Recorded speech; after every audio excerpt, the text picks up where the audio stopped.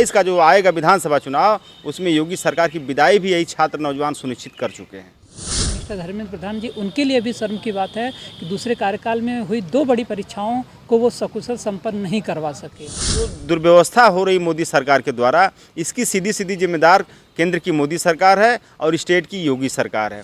Checking जिस हिसाब से चल रही थी उस हिसाब से हमको सही बताऊं तो लगा नहीं था कि ये पेपर भी लीक होगा। तो पेपर हुआ 19 को न्यूज़ आई कि पेपर कैंसिल हो गया, तो कहीं ना कहीं एनटीए में भ्रष्टाचार है। सरकार के लोगों की इसमें संलिप्तता है और इसमें एक बार नहीं, लगातार 8 बार अगर पेपर लीक हो रहे हैं और उनकी पहचान नहीं हो पा रही, उनकी रोकथाम नहीं हो पा रही है, तो कहीं ना कहीं सरकारी व्यवस्था का फेल्योर है। लेकिन जब मैं रात को 10:30 बजे 11 के आसपास जब मैं देखता हूं तो इस बात का मुझे पूरी तरीके से मैं आश्वस्त हो जाता हूं कि ये पेपर जो भी सब हुआ ये सब पहले उससे तैयारी हो चुकी थी, सब पहले से हुआ।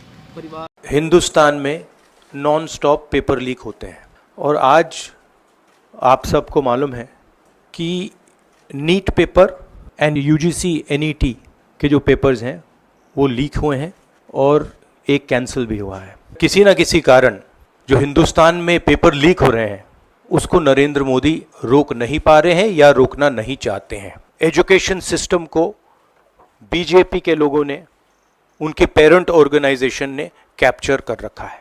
अगर आप मेरिट के बेसिस पर लोगों को नहीं जॉब देंगे, अगर आप आइडियोलॉजिकल लोगों को वाइस चांसलर बनाएंगे, इनकेपेबल लोगों को वाइस चांसलर बनाएंगे, एग्जाम लेने के स्ट्रक्चर्स हैं उनमें आप आइडियोलॉजिकल लोगों को डालेंगे तो ये काम होगा। इस कैप्चर को फैसिलिटेट नरेंद्र मोदी जी ने किया है और ये एक एंटी नेशनल एक्टिविटी है। देश जानता है कि इसका पहले एपिसेंटर मध्य प्रदेश हुआ करता था, वहां पे 40-50 लोगों की हत्या हुई थी। आप जानते हो कि गुजरात में, उत्तर प्रदेश में और मध्य प्रदेश में इन चीजों का एपिसेंटर है। और आप ये भी जानते हो कि बीजेपी के लोग कहते हैं कि हमारी लेबोरेटरी मध्य प्रदेश और गुजरात है। तो लेबोरेटरी से यह काम शुरू हुआ है और अब यह काम देश में फैल रहा है और आपका इससे नुकसान हो रहा है। So the opposition is simply not going to allow any of this eyewash that is taking place. We will make sure that we put so much pressure on them that this issue is resolve. नाम सुनील कुमार उपाध्याय है। मैंने 18 जून को जो NTA की net की परीक्षा हुई तो उसमें मैं इसका एग्ज़ाम दिया था। प्रवेश पत्र दिखा सकते हैं? हाँ, प्रेस पत्र ये सामने है।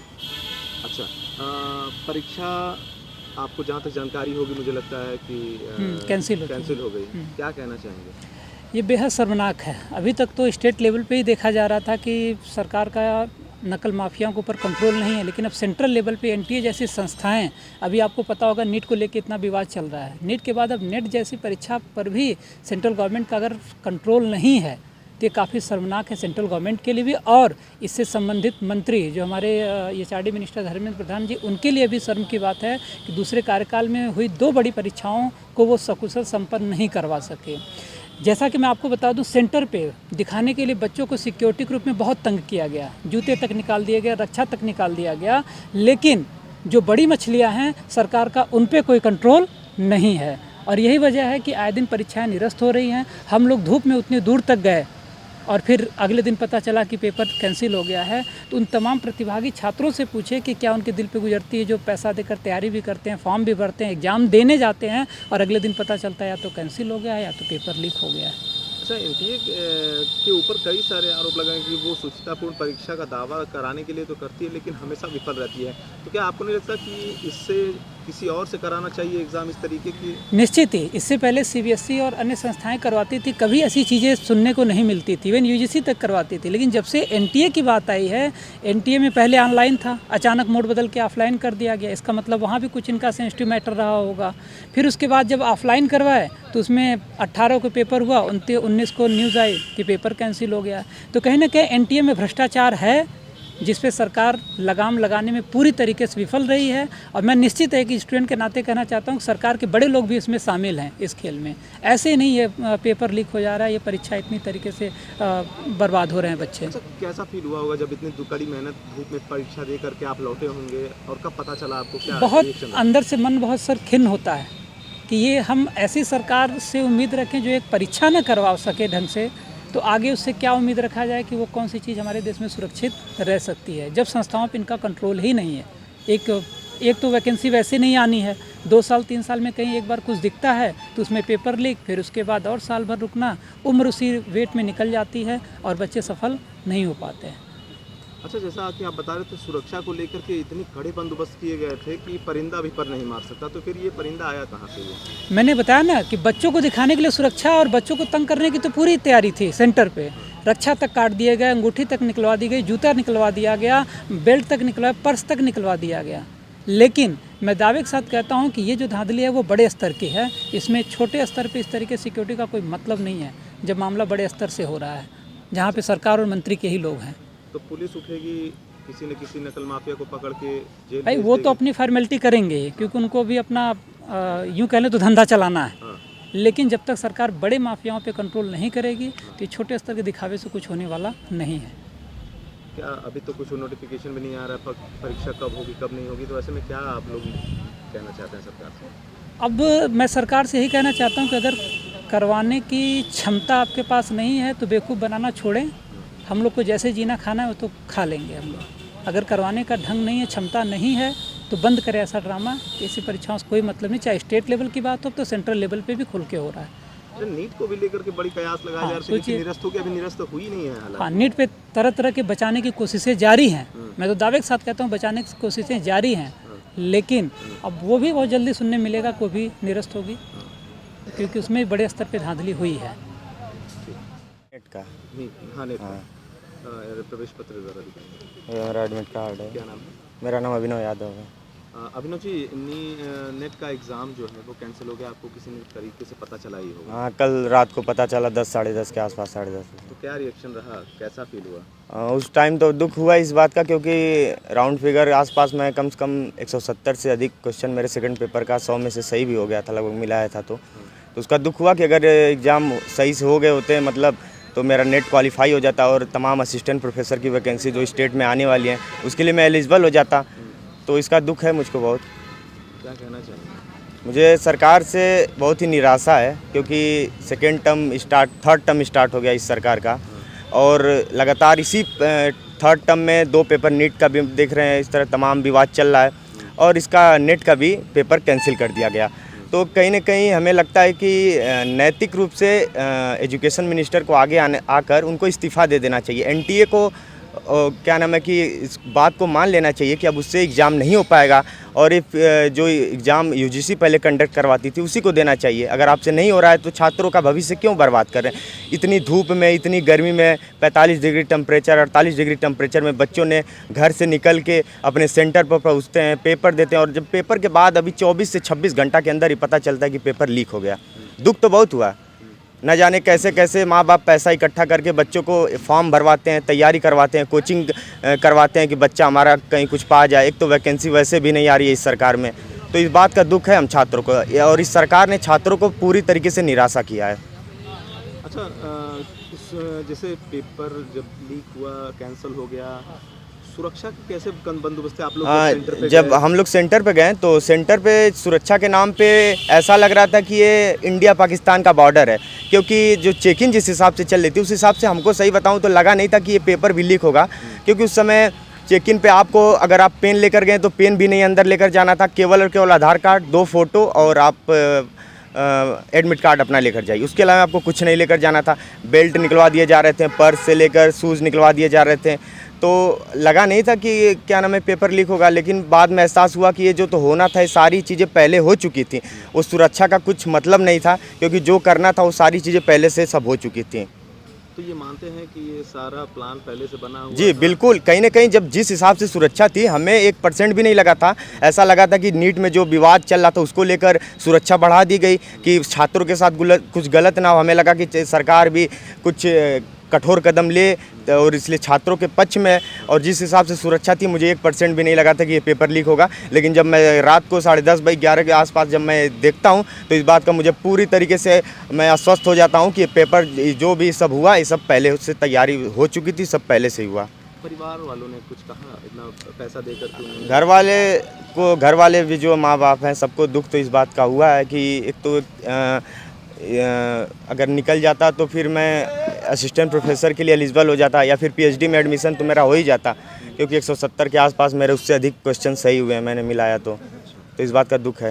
क्या कहना चाहेंगे सरकार से? अभी नोटिफिकेशन तो आया नहीं। अभी भी एग्ज़ाम का कुछ नोटिफिकेशन नहीं कि अब एग्ज़ाम कब होगा। और सरकार से मैं कहना चाहता हूं कि अगर आपसे नहीं हो पा रहा है तो आप एक नोटिस जारी कर दीजिए कि अब हमसे कोई एग्ज़ाम नहीं हो पाएगा। और जो छात्र हैं सड़क पर जाकर पकौड़ा तलें, ना आप नौकरी नहीं दे पाएंगे। सरकारी नौकरी, सरकारी पदों को जब आप नहीं भर सकते, जब आपके अंदर क्षमता नहीं है, तो आप नोटिस निकालिए। और इस देश में मैं बता दूं आपको कि जो एक भ्रम फैलाया गया है कि इस देश को सबसे मजबूत प्रधानमंत्री मिल गया, इस देश को सबसे मजबूत प्रधानमंत्री, सर ये मजबूत प्रधानमंत्री नहीं है।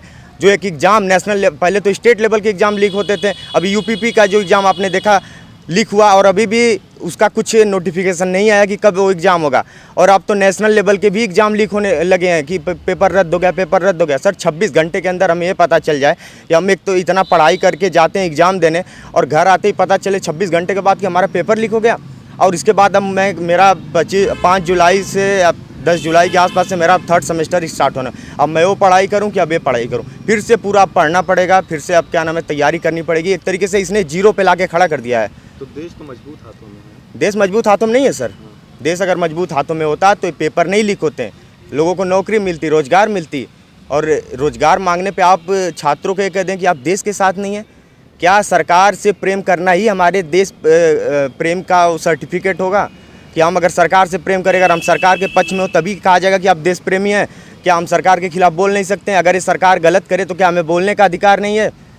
छात्र इलाहाबाद में लाठी तो खा रहे हैं, बहुत सारे रोज मांग कर रहे हैं। शिक्षा मित्र से लेकर के तमाम अभ्यर्थी हैं जो मांग कर रहे हैं, 69,000 वाले हैं, मार खा रहे हैं, लाठी खा रहे हैं। तो इस सरकार में एक तरीके से बन चुका है कि आप अगर इस सरकार से रोजगार मांगेंगे, नौकरी मांगेंगे, अपने अधिकारों की बात करेंगे, तो आपको तुरंत कह दिया जाएगा कि आप देशद्रोही हैं, आप देश के खिलाफ हैं। आप नौकरी मांग रहे हैं, आप देश के खिलाफ हैं। आप देश के मतलब कि आप जो सरकार कहे आप वही करिए, सरकार जो कह रही है आप उसके साथ चलिए। कैसे चलें सर? यहाँ पे हमारा भविष्य पूरे तरीके से खतरे में है। हम एग्ज़ाम दे रहे हैं, पेपर लीक हो जा रहा है। एक तो कैसे 1-1 रुपया इकट्ठा करके घर वाले देते हैं, पढ़ाते लिखाते हैं, और उसके बाद एग्ज़ाम देने के बाद हमें ये मतलब पता चले कि paper leak. This government completely disappoint students. ये छात्रों के पक्ष में नहीं है सर, ये सरकार छात्रों के पक्ष में है ही नहीं। मैं यही कहना चाहूँगा कि सरकार कठोर कदम ले। एनटीए से ये जो एग्ज़ाम कंडक्ट करवा रही है, इससे एग्ज़ाम कंडक्ट करवाने की जिम्मेदारी यूजीसी को दे दी जाए। इससे एग्ज़ाम नहीं हो पाएगा। इसकी रीढ़ की हड्डी होता है उस देश का छात्र और नौजवान। और भारतीय जनता पार्टी की सरकार, चाहे उत्तर प्रदेश की योगी सरकार हो या मोदी सरकार हो, ये दोनों सरकारें हमारे देश के युवाओं के भविष्य को अंधकारमय कर दिया है। योगी जी का सरकार बने हुए लगभग 7.5 साल से ऊपर हो गए, लेकिन इस दौरान बड़े परीक्षाओं की बात कर लिया जाए तो लगभग 8 परीक्षाओं के पेपर लीक हुए हैं, और इस दौरान लाखों छात्रों का भविष्य जो है अंधकारमय हो गया है। तो अगर इस देश के छात्रों नौजवानों का भविष्य अंधकारमय करेंगे ये भाजपा की सरकार, तो कहीं न कहीं देश की कमर भी टूट रही है इसके माध्यम से। एक तरफ तो भारतीय जनता पार्टी अपने आप को कहती है हम देशभक्त हैं, लेकिन दूसरी तरफ वहीं देश की कमर तोड़ने में भारतीय जनता पार्टी कोई कोर कसर नहीं छोड़ रही है। इसी का परिणाम है कि इनकी विदाई करने के लिए छात्र और नौजवान बिल्कुल उतारू है। अब 2027 का जो आएगा विधानसभा चुनाव, उसमें योगी सरकार की विदाई भी यही छात्र नौजवान सुनिश्चित कर चुके हैं। देखिए, जैसा कि मीडिया में के माध्यम से हम लोगों को सूचना मिली है, इसमें भारतीय जनता पार्टी के भी कुछ लोगों का इन्वॉल्वमेंट है, जो कि हरियाणा झज्जर में जो है एक टीवी चैनल में देख रहा था। उसमें जो स्कूल है जहाँ के छात्रों को ग्रेस मार्क मिला है, वहाँ भारतीय जनता युवा मोर्चा का जो जिलाध्यक्ष है उसके स्कूल से ये मामला आया है। तो कहीं न कहीं इसमें संलिप्तता है। जब तक संलिप्तता नहीं होगी, शासन सत्ता में बैठे हुए लोगों की संलिप्तता, पेपर लीक कराने वालों से इतने बड़े पैमाने पर धांधली होना संभव नहीं है। तो सरकार के लोगों की इसमें संलिप्तता है, और इसमें एक बार नहीं लगातार 8 बार अगर पेपर लीक हो रहे हैं और उनकी पहचान नहीं हो पा रही, उनकी रोकथाम नहीं हो पा रही है, तो कहीं न कहीं सरकारी व्यवस्था का फेल्योर है। और इस फेल्योर को देखते हुए जनता भी इनको सत्ता से हटाने का मन बना चुकी है। अच्छा, नीट की परीक्षा को भी लेकर के तमाम वो हो रहे हैं कि निरस्त करना चाहिए, जिस तरीके से तमाम एविडेंस आया सरकार के पास, लेकिन उसके बावजूद भी अभी निरस्त नहीं किया जा रहा है और तमाम प्रयास किए जा रहे हैं। छात्रों छात्र एकदम परेशान हैं, इसको लेकर के क्या कहें? देखिए, आपने देखा होगा शुरू में जब मामला उछला था नीट का, तो सबसे बड़ी बात आप टाइमिंग, इसके रिजल्ट की टाइमिंग को लेकर सवाल खड़े हुए कि 14 जून को इनके इसका रिजल्ट घोषित करने की डेट थी, लेकिन इसके रिजल्ट को 4 जून को घोषित किया गया एक साजिश के तहत कि जब 4 जून को लोकसभा के रिजल्ट आएंगे तो उसी हंगामा में ये नीट की जो रिजल्ट है इस पर ध्यान किसी का नहीं जाएगा और उनकी चोरी छुप जाएगी। लेकिन ये चोरी सामने आई तो शिक्षा मंत्री धर्मेंद्र प्रधान जी ने कहा कि नहीं ऐसा कुछ नहीं है, पेपर लीक नहीं हुआ। लेकिन जब कई जगह से खबरें चलना शुरू हुई, लोगों के बयान आने शुरू हुए, तब जाके वो बैकफुट पे आए, कहने हाँ पेपर लीक हुआ है। तो ये सारी व्यवस्था और दुर्व्यवस्था हो रही मोदी सरकार के द्वारा, इसकी सीधी जिम्मेदार केंद्र की मोदी सरकार है और स्टेट की योगी सरकार है। तो इसको लेकर के जनता में और अभिभावकों में आक्रोश है, क्योंकि हमारे छात्र जो है उनका भविष्य कहीं न कहीं खतरे में पड़ गया है भाजपा सरकार के अंदर आके।